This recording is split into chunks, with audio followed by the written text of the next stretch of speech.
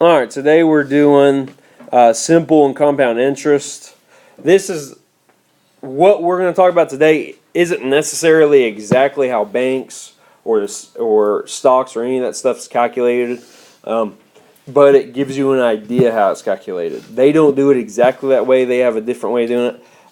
Banks, when you take out a loan, they're going to charge you interest like in a different way, and it varies slightly from what we do. And they only make a little bit extra, but they do that so they make that little extra. We're just going to talk about the simple way, way that you can understand how interest is charged.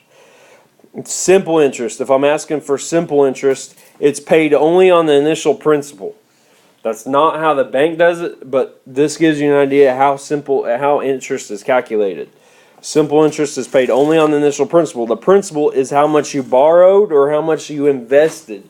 So if you put in a savings account or if you borrowed that money from the bank, that's how much the principal is. It's how much you took out. To find the interest, you take I equals PRT. You take the principal, you times it by your interest rate, and you times it by time. But the one thing you have to notice, which I just kind of walk around your notebook, some of you didn't write this down, time is always in years. Time is always in years. If you don't have that, you're going to get this wrong, because what they'll do is they'll tell you like 36 months. So you put 36 here, that's going to be wrong. What you did is you just times by 36 years, right? Which 36 months is not equal to 36 years, so you're going to get that wrong. So make sure you pay attention. Time is always in years for this. Let's find the simple interest. So write this down. So we've got $1,000 you invested, or let's say you borrowed $1,000. You got a low interest rate of 4.5% and you're borrowing it for 2 years. So to find the interest, all it's asking for here is how much simple interest is being paid on this account or this loan. So I take my principal, I times it by my rate, and I times it by my time. So I take $1,000, I times it by my rate, which I can't multiply by a percentage. I have to change it to a decimal. So I divide it by 100.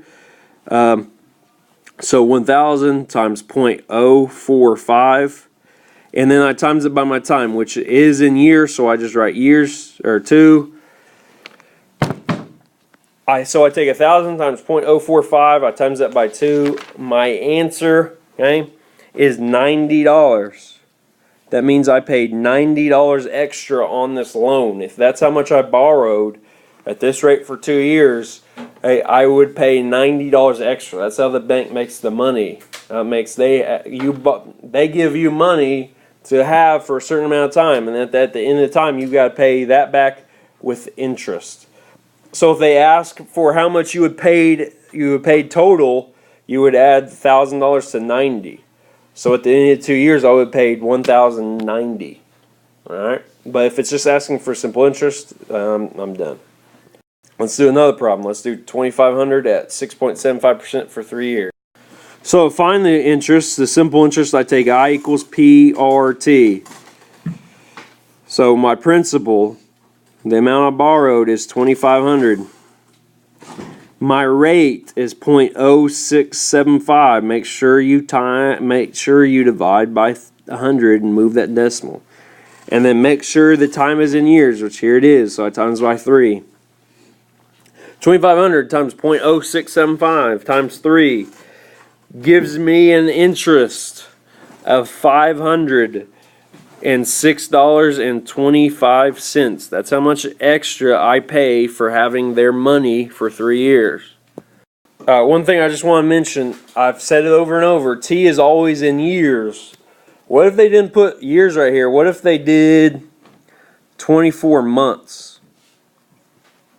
What if that's what they wrote? What would I multiply by for T? Would I just put 24 down there? No, I would put 2. Okay? And here's how I figure out what number I put. I divide the months by 12 because there's 12 months in a year. So I take 24 divided by 2, or 24 divided by 12, that gives me 2. Right? What if they put 36? How many years is that? 3. What if they put 6 months? How many years is that? 0.5. That's half of a year. Right? So make sure you're aware of that. That's something they're going to do mess you up, is they're not going to put years, they're going to put months. And most people just go ahead and throw that in there just as years, and that's not how you figure it up. What this says here is that compound interest, if you find compound interest, it says paid on the initial principal and on the interest earned in the past. That's where it differs from simple interest. The simple interest was only paid on the principal. Here it's paid on the principal and the interest earned, right? Which is going to make more sense here in a minute. But what you do to find it, you're still going to use I equals PRT, which T is always going to be 1 in years, because you're going to do this for each year. So for the first year, you just do I equals PRT. The second year and third year and so on, you're going to find I, but you're not going to find I equals PRT. You're going to take the principal and you add it, the principal of year 1, and you're going to add it to the interest of year 1, and then you're going to times that with your rate and your time. And so this is interest 1 right here, and this would be interest 2.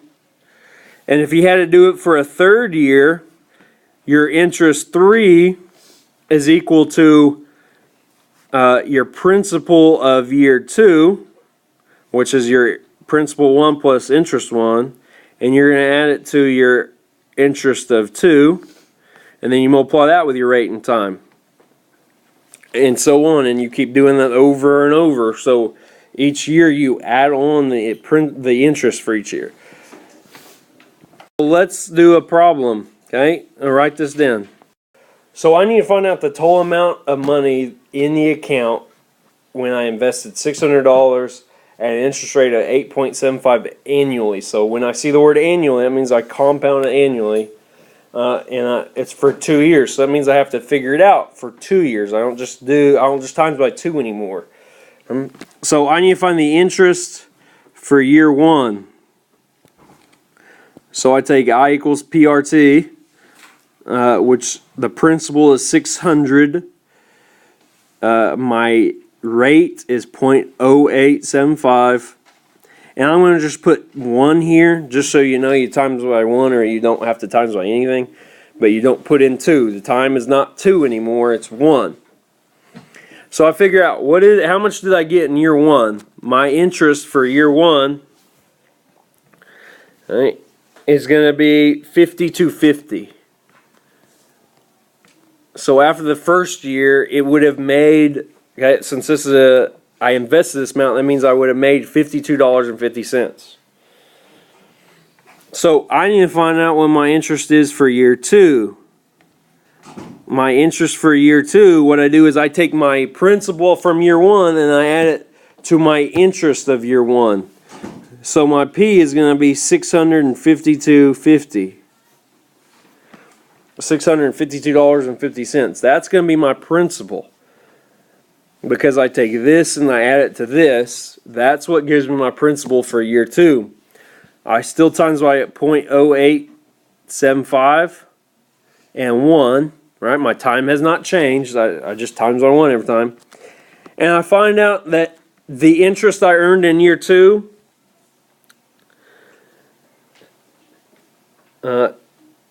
is $57.09. Means in year 2 I made $57.09. To find my total, right, I have to add my interest from year 2 and my principal from year 2.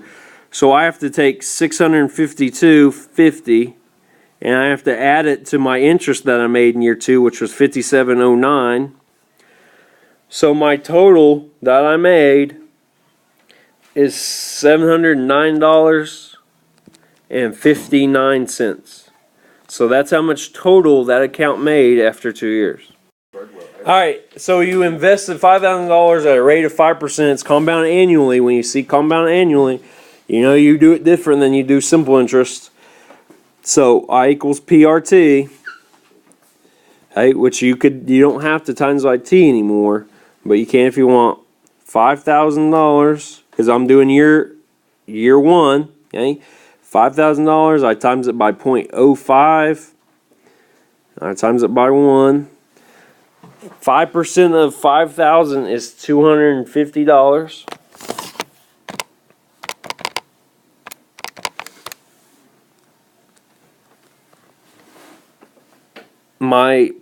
To find the interest for year 2, I have to add my principal from year 1 and my interest from year 1. So that my principal for year 2 is $5,250. I times that by 0.05 and 1. 5,250 times 0.05 gives me 262.5. So in year 2, I would have made $262.05 or 50 cents. Year 3, I have to take my principal from year 2 and I have to add it to my interest that I made in year 2. So 5,250 plus 262.5 means I'm going to start in year 3 with 5,512 and 50 cents. Times that by 0.05.